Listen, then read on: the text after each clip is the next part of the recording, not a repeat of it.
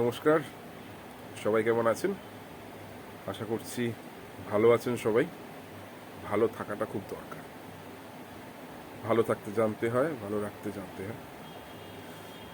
আমি ফেসবুকে কোনোদিন কোনো রকম কোনো সোশ্যাল অ্যাক্টিভিটি নিয়ে বা সোশ্যাল কোনো ইনসিডেন্টকে নিয়ে খুব বেশি কথাবার্তা বলি না বা বলতে পছন্দ করি না। আমি নিজেকে নিয়ে থাকতে পছন্দ করি। নিজের লাইফেই প্রচুর সমস্যা থাকে। অন্যের সমস্যা নিয়ে কথা বলার মতো ধৃষ্টতা বা সেই যোগ্যতা আমার আছে বলে আমি খুব একটা মনে করি না। এখনও তাই মনে করছি না, কিন্তু একটা বিষয় নিয়ে কথা বলতে একটু বাধ্য হচ্ছি। আপনারা প্রত্যেকেই জানেন যে আমি ফিল্ম মেকিংয়ের সঙ্গে জড়িত রয়েছি, যদি খুব কম কাজ করেছি, কারণ অপরচুনিটি খুব কমই পেয়েছি এখনো পর্যন্ত, তাই কাজ খুব কম করেছি। আর সেটা ছাড়া অ্যাঙ্কারিং করি, অ্যাঙ্কারিংটা অ্যাক্টিভলি করি, অনেক অ্যাঙ্কারিং করি, মোটামুটি ভালো কাজ পাই অ্যাঙ্কারিংয়ের জন্য, অসুবিধে হয় না, চলে যায় ঘর। কিন্তু আমি আমার কোনো প্রবলেম নিয়ে কথা বলতে আসিনি। যেহেতু ফিল্ম মেকিংয়ের সঙ্গে জড়িত আছি, কিছু কিছু জিনিসটা খুব গায়ে লাগে। কিছু ঘটনা যেগুলো চোখের সামনে ঘটে সেগুলো না বললেই নয়, তাই জন্য আজকে একটা খুব খুব প্রাসঙ্গিক একটা ঘটনাকে নিয়ে কথা বলতে এসেছি। ঘটনার যিনি মুখ্য চরিত্র তার নাম হচ্ছে রণবীর আল্লাহাবাদিয়া, রণবীর আল্লাহাবাদিয়া, এই টাইপের কিছু একটা নাম। রণবীর নামেই বরঞ্চ কথাটা বলি।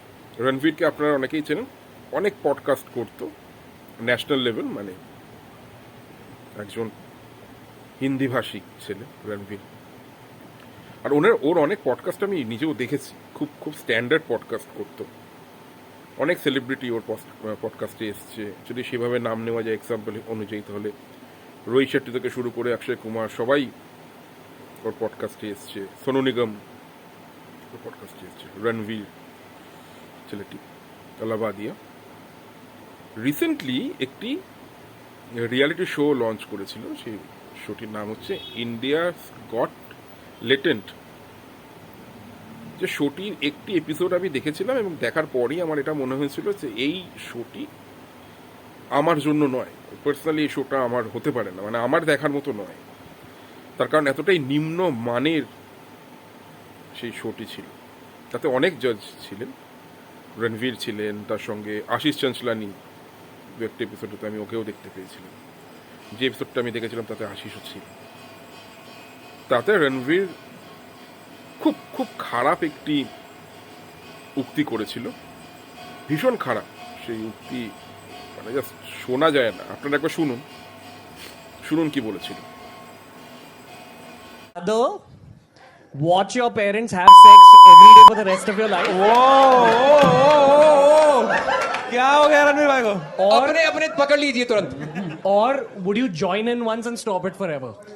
Join in what the fuck, man? তা এইটা ছিল রণবীরের উক্তি। মানে জাস্ট ভাবনা চিন্তার বাইরে যে কোন জায়গায় আমাদের সমাজ ব্যবস্থা এখন গিয়ে দাঁড়াচ্ছে। আজকে ইউটিউব বলুন, ফেসবুক বলুন, ইনস্টাগ্রাম বলুন, এগুলো সমস্তটা হচ্ছে একটা social network site. Social network site মানে হচ্ছে যেখানেতে সবার অ্যাকসেপ্টেবিলিটি আছে, মানে সবাই সেটাকে অ্যাক্সেস করতে পারে। আজকে কিন্তু ফেসবুক শুধুমাত্র আমি একা করি না, বা আমাদের মতো মানুষরা শুধু একা করেন না, বাড়ির বাচ্চারাও অনেক সময় ফেসবুককে অ্যাক্সেস করে। ইউটিউবে বাচ্চারাও তাদের যাতায়াত রয়েছে। এবার কাহাতক আপনি সেই বাচ্চাদেরকে আটকে রাখবেন, কোনো না কোনো আপনার সময় আপনার চোখের আড়ালে তারা অ্যাক্সেস করছে ইউটিউব, ফেসবুক। আজকে তাদের কাছে আমরা কি মেসেজ নিয়ে যাচ্ছি, আমাদের পরবর্তী প্রজন্মের কাছে আমরা কি মেসেজ নিয়ে যাচ্ছি বলুন তো? এটা একটা বিশাল বড় জিজ্ঞাসা। আজকে রণবীর আলাবাদিয়ার মতো একটা ইউটিউবার, যার কোটি কোটি ভিউজ, তার এই উক্তি, এবং সেটাকে দেখে নির্লজ্জের মতো তাদের জাজেস টেবিল বসে হাসছে। মানে কি পৌঁছে দিচ্ছি আমরা পরবর্তী প্রজন্মের কাছে? আজকে আজকে হয়েছে, অনেক কিছু হয়েছে ওর, বলতে গেলে প্রায় ওর ক্যারিয়ারটা এই মুহূর্তে শেষের মুখে। আজকে অনেক সোশ্যাল অ্যাক্টিভিটার বা অনেক নেতা মন্ত্রী ওর বিরুদ্ধে আওয়াজ তুলেছে। কিন্তু আমার প্রশ্নটা এখানে নয়। রণবীর আলাবাদিয়ার মতো এরকম প্রচুর রণবীরকে আমরা দেখতে পাই যাদের বিরুদ্ধে আমরা আওয়াজ তুলি না। আজকে কোনো একটা শর্ট ফিল্ম বা কোনো একটা ওয়েব সিরিজ মানেই সেখানে অকথ্য গালিগালাজ ব্যবহার করতে হবে, এই কনসেপ্টটা যেন অদ্ভুতভাবে এই জেনারেশনটার মধ্যে ঢুকছে। আজকে আপনি এই সূত্রপাতটা বলতে গেলে অনেক আগে থেকে হচ্ছে, কিন্তু বিশেষ কিছু মানে একটা বিশেষ কিছু কিছু পয়েন্ট এটা বিশালভাবে ভাইরাল হয়েছে। যেরকম হানি সিং, বিখ্যাত একজন র্যাপার, রিসেন্টলি মিলেনিয়ার গানটি তার বেশি, তাতে স্ল্যাং। আগে বাদশাহ র্যাপিং মানে স্ল্যাং। আমাদের ইন্ডিয়ার যত র্যাপার আছে তাদের মধ্যে 80% র্যাপার মানে র্যাপিং মানেই হচ্ছে তাদের স্ল্যাং ল্যাঙ্গুয়েজ ইউজ করতে হবে। মানে মানে কেন? ওয়েব সিরিজ মানেই স্ল্যাং। মানে বেশ কিছু চ্যানেল রয়েছে, ওটিটি প্ল্যাটফর্ম রয়েছে, যারা তো মানে রিপিটেডলি নুডিডিটিকে সাপোর্ট করছে। অকথ্যভাবে নুডিডিটিকে ইউজ করা হচ্ছে, স্ল্যাং ল্যাঙ্গুয়েজ ইউজ করা হচ্ছে। আপনি ফেসবুকটাকে একবার অন করুন, আপনি একবার কি ভিডিওসগুলোকে দেখুন, যে কোনো ভিডিওস রিলসগুলোকে দেখা যায়, আপনি কি একবার দেখুন সেটা। মানে সত্যি কথা বলতে গেলে ফ্যামিলির সাথে বসে দেখা যায় না। আপনার যদি কোনো সময় আপনি যদি ফেসবুকটাকে যদি আপনার ফ্যামিলির সামনে বসে যদি আপনি স্ক্রোল করেন, আপনার মনে হবে যে ভাই লুকিয়ে করি একটু, যাতে মা বাবার চোখে না পড়ে। মানে কোথায় গিয়ে দাঁড়াচ্ছে আজকে আমাদের সমাজ ব্যবস্থাটাকে আমরা কোন জায়গায় নিয়ে গিয়ে দাঁড় করাচ্ছি, এটা একটা ভাববার কিন্তু সময় এসেছে।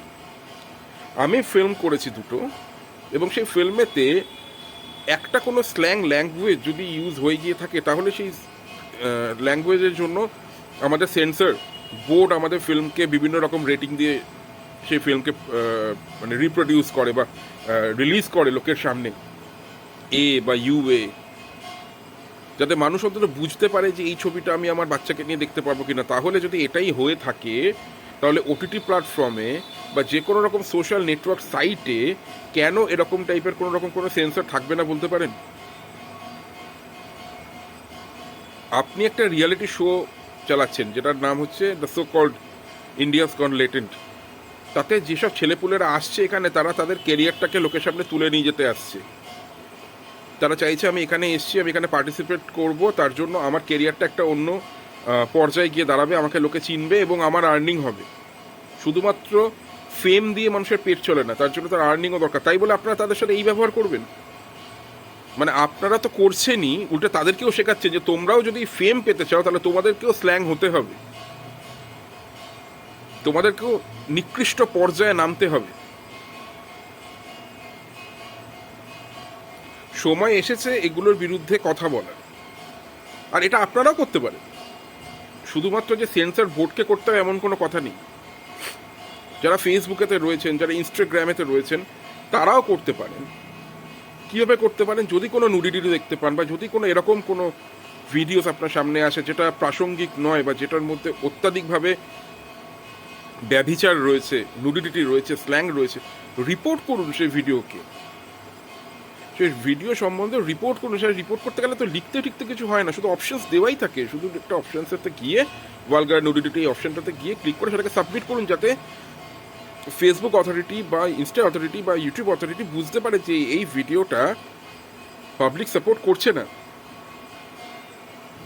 কিছু মানুষ আছে যারা এই সমস্ত ভিডিওসগুলোকে এনজয় করে, এবং তাদের এই এনজয়মেন্টের জন্য এই ধরনের কিছু নিকৃষ্ট মানের ইউটিউবার, নিকৃষ্ট মানের কিছু সোশ্যাল নেটওয়ার্ক সাইট ক্রিয়েটার, মানে ক্রিয়েটিভ কিছু লোক, যারা ক্রিয়েটার, যারা বলে নিজেদেরকে আমরা ক্রিয়েটার, সো কল্ড যারা বিভিন্ন রকম সব ক্রিয়েশন করছেন, তারা পার পেয়ে যান এবং আরও নিকৃষ্ট কাজকর্ম করতে পারত। সময় এসেছে বদলানোর। বদলান, রিপোর্ট করুন, এগুলোকে বন্ধ করুন। একটা সময় ছিল যখন বাংলা ভারতবর্ষ কালচারের একটা পীঠস্থান ছিল। আজকে আমরা কোথায় নিয়ে গিয়ে নিজেদেরকে দাঁড় করিয়েছি বলতে পারি? কোথায় নিয়ে যাচ্ছি আমরা আস্তে আস্তে নিজেদেরকে? মানে অনেক, আমি কোনোদিন এগুলোকে নিয়ে কিছু বলিনি, কিন্তু আজকে বলতে বাধ্য হলাম। দয়া করে জাগুন এবং জাগিয়ে তুলুন। আপনি যদি আজকে প্রতিবাদ না করেন, কালকে আপনার পরবর্তী প্রজন্ম কিন্তু এর দ্বারা কিন্তু হ্যামার্ড হবে, ওরা কিন্তু এর দ্বারা কিন্তু ক্ষতিগ্রস্ত হবে। তখন আপনার হাতে কিছু থাকবে না। তো আমরা শুধুমাত্র আমাদের জন্য বাঁচি না, আমরা নিজেরা যেরকম বাঁচি, আমাদের পরবর্তী প্রজন্মকে বাঁচতে সাহায্য করি। দয়া করে বাঁচুন এবং বাঁচতে সাহায্য করুন। দেখুন, ভাবুন, ব্লগ করুন, রিপোর্ট করুন।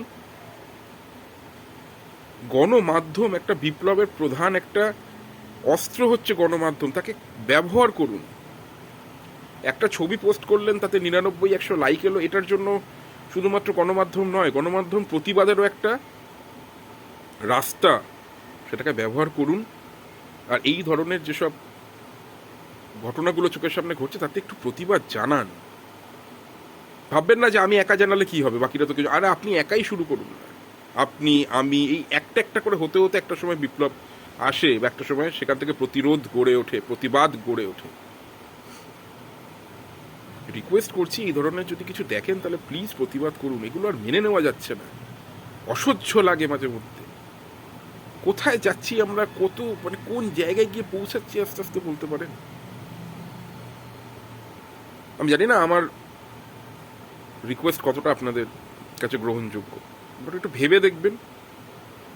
এরকম রণবীরের মতো প্রচুর রণবীর আপনি ফেসবুক খুললে দেখতে পান, ইনস্টাগ্রাম খুললে দেখতে পান।